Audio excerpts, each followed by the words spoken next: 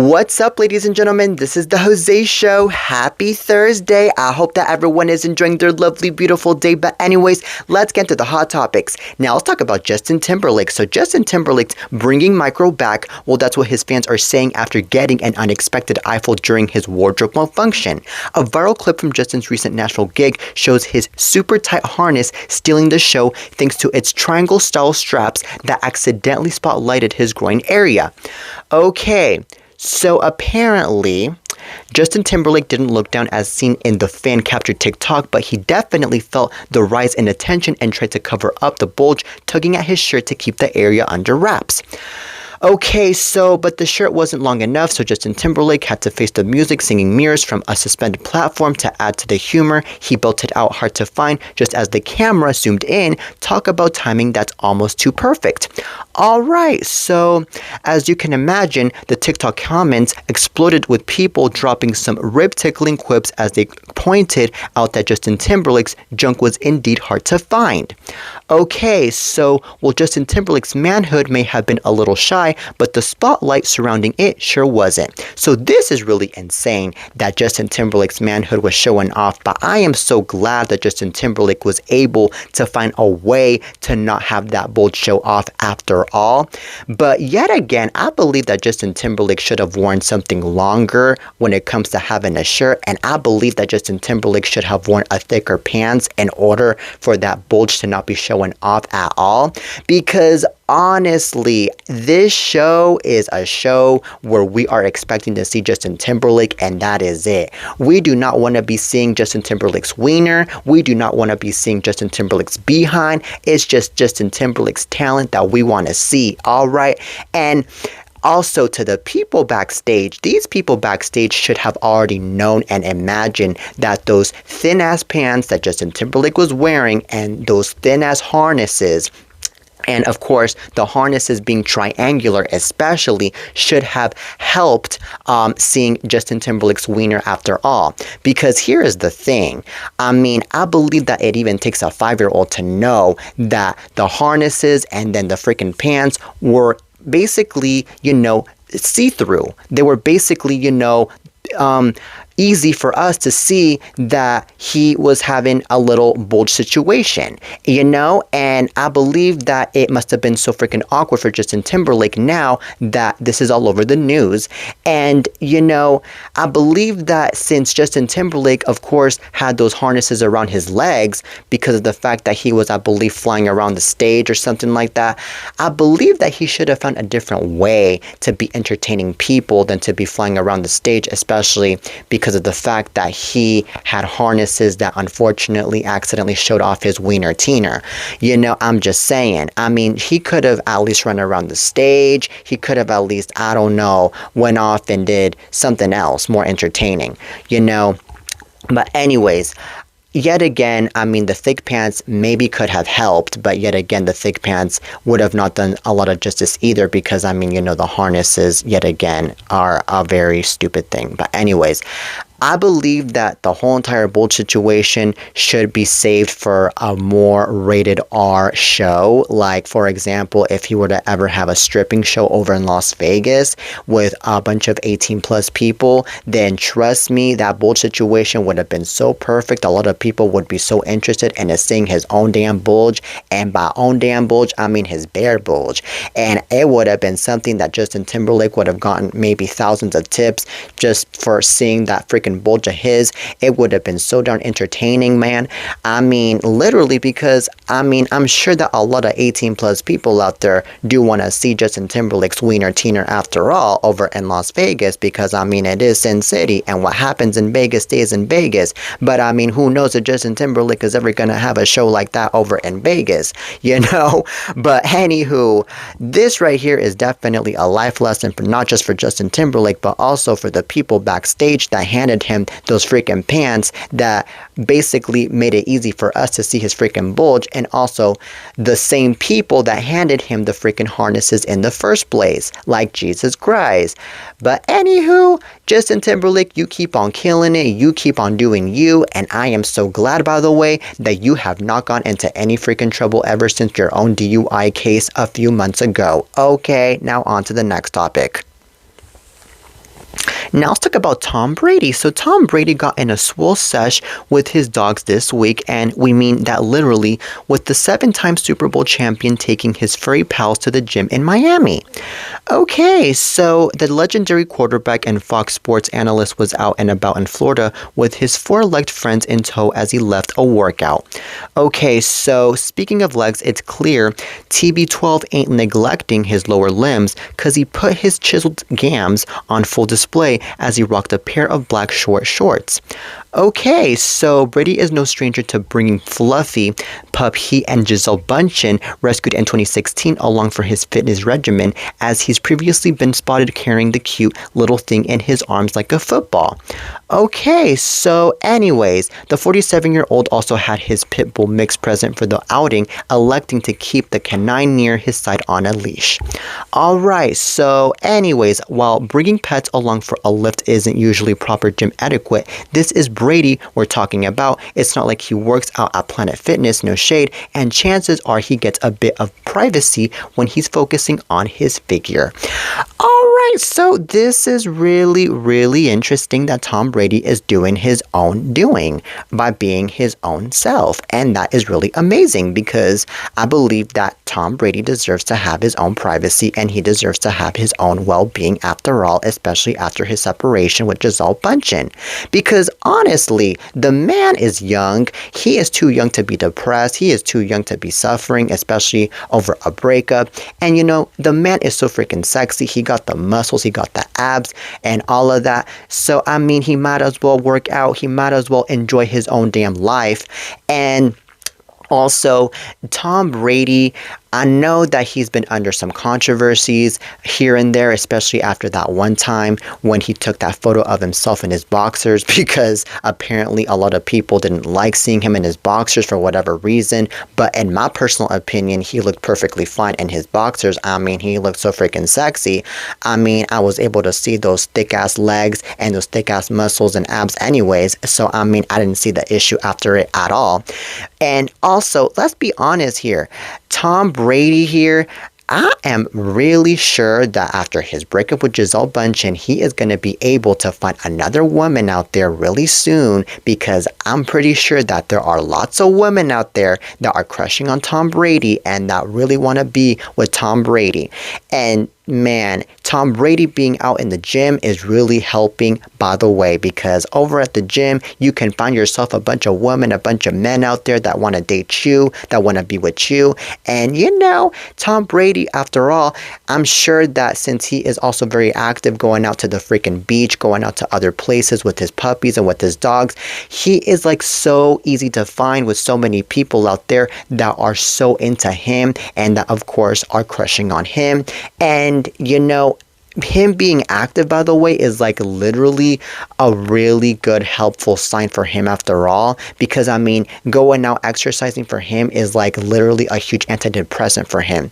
And you know, the more that he is going to be going off being relevant for what he is as a gymnast and as a person that is very active, the more that he is going to be known for all of what he is doing instead of being known for his breakup with Gisele Bündchen, which to me is a really good key right there, because you know, so many people unfortunately get more well known for their own freaking controversies than for being active on what they're doing. So there's that. So anyways, Tom Brady, I applaud you for being yourself. I applaud you for literally sticking up to your own stuff and for not letting your own guard down after all. Okay, now on to the next topic. Now let's talk about Jeff Bezos. So Jeff Bezos was grinning ear to ear, hand in hand with fiancée Lauren Sanchez as they met with Donald Trump for the first time since his re-election. So there is a clip that is shared to X. Bezos and the ever-glamorous Sanchez strutted into Palm Beach, Florida's swanky Mar-a-Lago right behind Donald Trump and Melania Trump for dinner late Wednesday night, greeting others along the way. So Donald posted on Truth Social, "Everybody wants to be my friend after the dinner, so it seems like it was a successful soiree." Okay, so the get-together came days after the Amazon founder reportedly told Trump's team he'd donate $1 million donation to his inaugural fund. Okay, so as we all know, Bezos and Trump have had a famously rocky relationship, and just weeks before the November election, Bezos suddenly halted the Washington Post, the newspaper he owns, from endorsing a presidential candidate. Okay, but Jeff was one of the first to send a hearty congrats when Trump won the presidency again, and speaking at the New York Times' Deal Book Summit earlier this month, Bezos said he was feeling optimistic about Trump's second term. Guess it's all about second chances, apparently. So this is really insane that Jeff Bezos is over here being so supportive of Donald Trump's election win, because first and foremost, Jeff Bezos is the founder of Amazon. And since he is the founder of Amazon, he is a multi-billionaire, and he is well known worldwide. And him being well known worldwide as now the person that supports Trump and that is basically being so hearty and so kind towards Trump is actually going to be so controversial to Jeff Bezos, because let's remember that not so many people like Trump. And what's even more controversial about this is that Jeff Bezos and Lauren Sanchez got to be attending a dinner with Donald Trump and Melania Trump over in Mar-a-Lago. Like, Jesus Christ, I am already wondering what conversations they were having at that freaking dinner.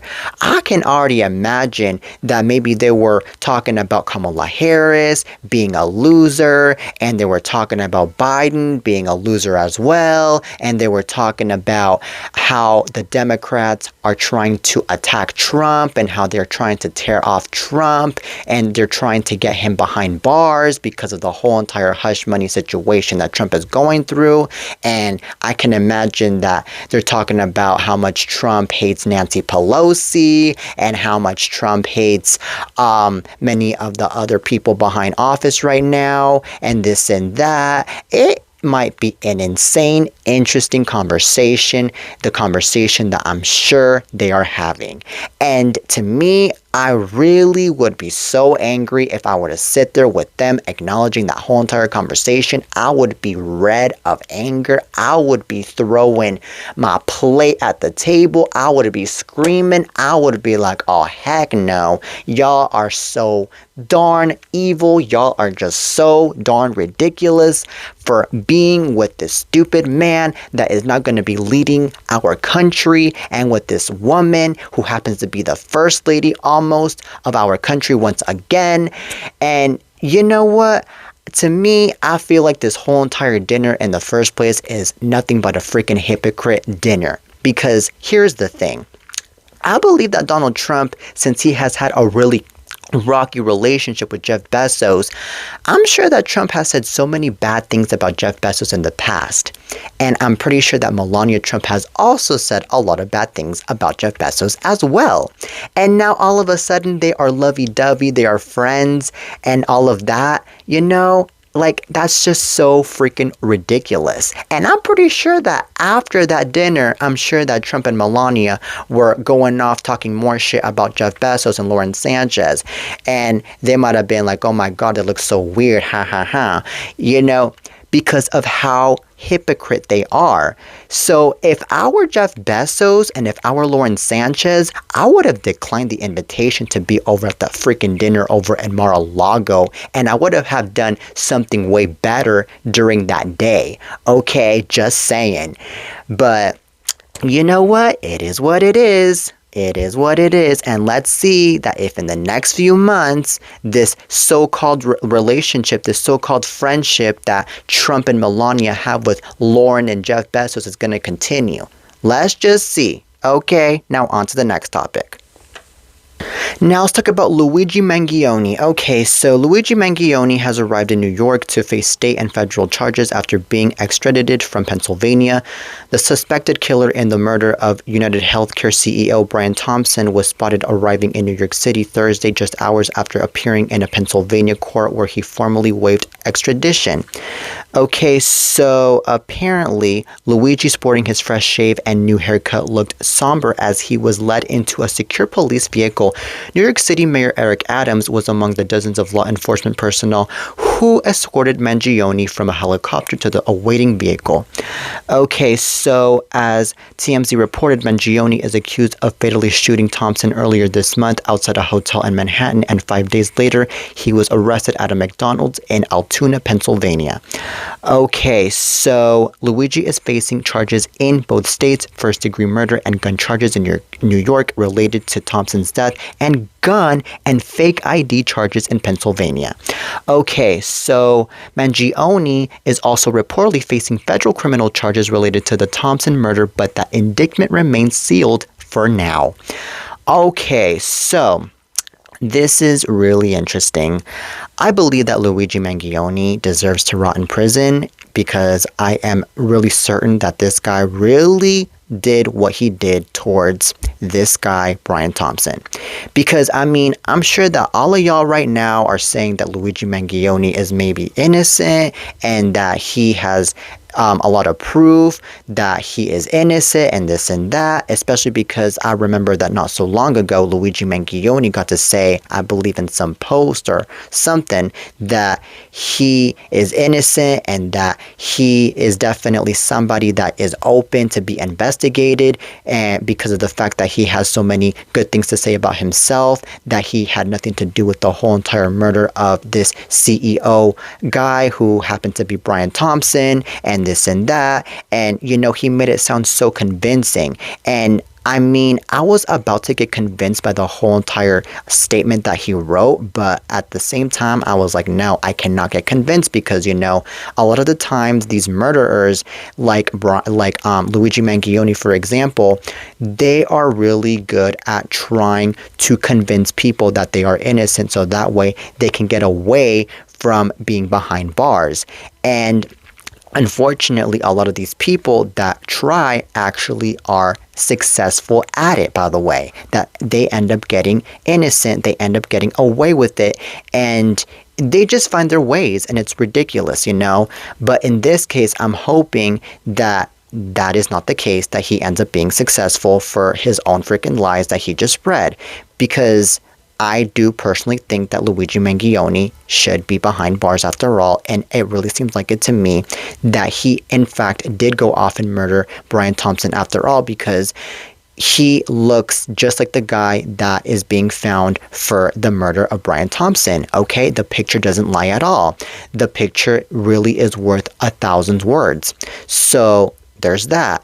And let's also remember that the guy was looking very suspicious out and about before getting caught by authorities when he was, you know, wearing his hoodie and when he was wearing his sweater and he was trying to cover up and running out to different places around Pennsylvania, which to me is very unusual for a person to be doing. So there's also that. So we really need to be smarter, ladies and gentlemen, instead of thinking that this guy is actually innocent. You know, I mean, really. I mean, this Luigi Mangione guy, I'm sure that he's going to be facing a whole entire life in prison for what he just did, because this right here is really insane. And this isn't even the first time, by the way, that he gets arrested for something very, very bad. This is like the second time, I believe, that he gets arrested. And I believe that, by the way, since he's going to be back in prison, it's going to be a whole hell for him, because, I mean, yes, he is very familiar with prison, I can imagine, but at the same time, he is going to be bumping into so many people that are going to be going after him for what he did to Brian Thompson, and it's going to be so darn ugly to the point that they're going to beat up Luigi Mangione like crazy. They're going to pick on him. They are going to go off and say how awful he is for what he did. They are going to do whatever the hell they want with him, to the point that then he's going to end up regretting for what he did to the CEO guy, Brian Thompson. And then later on, he is going to be having a bunch of bruises, blood all over his face, and this and that. And God forbid that he ends up getting killed in prison because of the fact that people are just so evil behind those bars. So anyways, I wish him nothing but luck for this Luigi Mangione guy behind bars. But hey, people get what they deserve after what they do in the outside of the bars. Okay, now on to the next topic. Now let's talk about Karen Hugger. So Real Housewives of Potomac star Karen Hugger has been found guilty of DUI and other crimes months after she crashed her car in Maryland.